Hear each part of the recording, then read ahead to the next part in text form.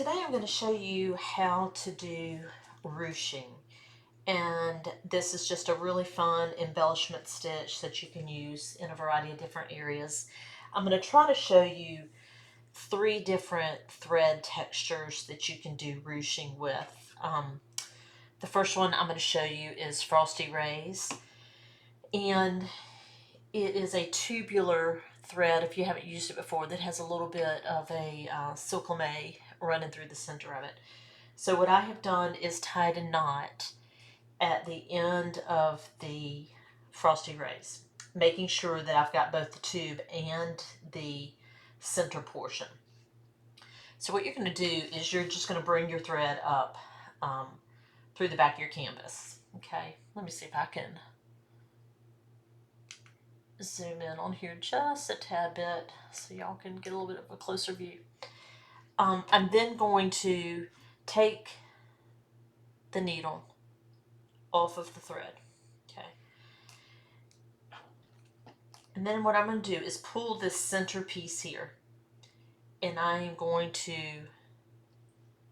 ruche this thread down to the canvas. Okay. And so therefore, and that's really it. And then what I'm going to do is I'm going to pull this out just a tad bit, rethread my needle, and send it back to the back of the canvas. So this is what my ruching would look like if I did it that way. Otherwise, if I want to make it thinner, I'm just going to unruche it a little bit, make it a little bit softer, and I can make my ruching look more like that. I also could undo it all the way, with the exception of just a little piece, send it to the back of the canvas, and I'm ending up with just like almost like a little berry. Okay, so I want to show you, I've got a sample here of where I did this ruching technique for, hold on, let me zoom this back out, for a spider web. So there on that spider web, that is ruching of the Frosty Rays as well. Okay. So it's very simple to do. Gives you just a pretty little effect there. You can also ruche, let me take this out. So again, that was with Frosty Rays. I'm now going to get a piece of Vineyard Merino. And I want to show you what it looks like when you ruche the Vineyard Merino. It actually ends up looking a little bit like a fake bullion almost.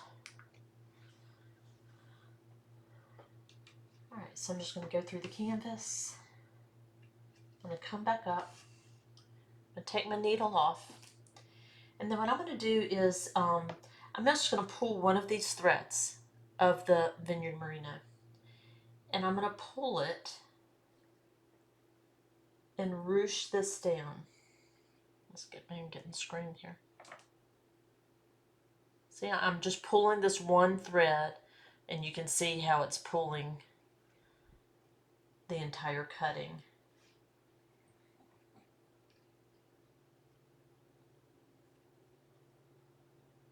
And you have to be careful because it will separate, because you're thinning out your thread. Okay. And again, I would just extend this enough to where I can get it on my needle, and then there you've got ruching.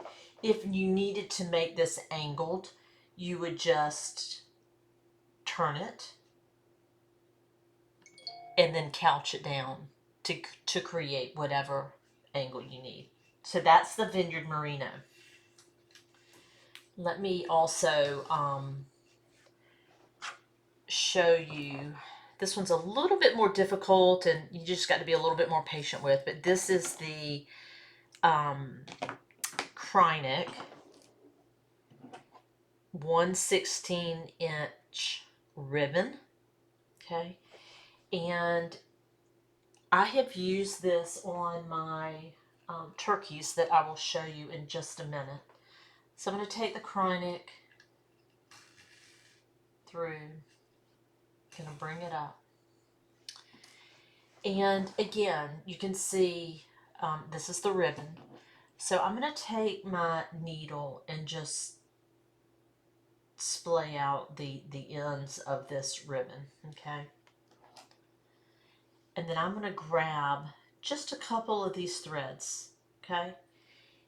And as I have grabbed these threads, you are going to just gently push the remaining thread.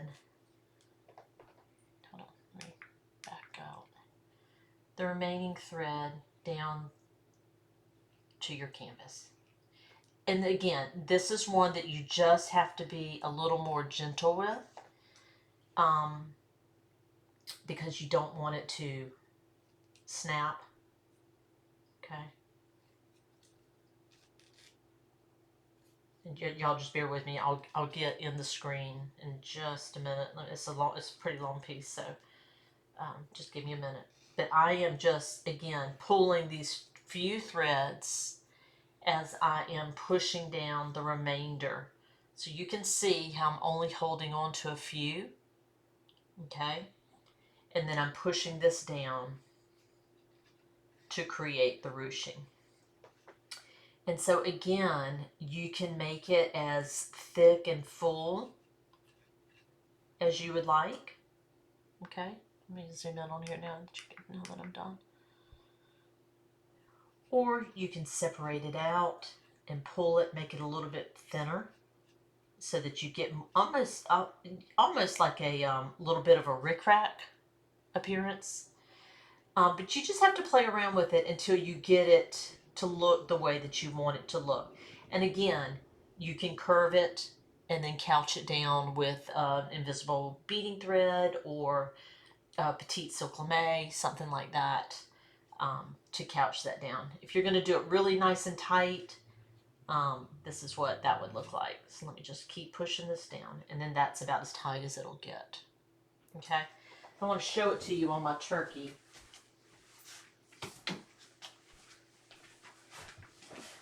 So if you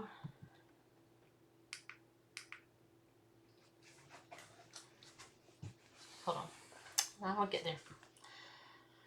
So if you look at the neck on my turkey here,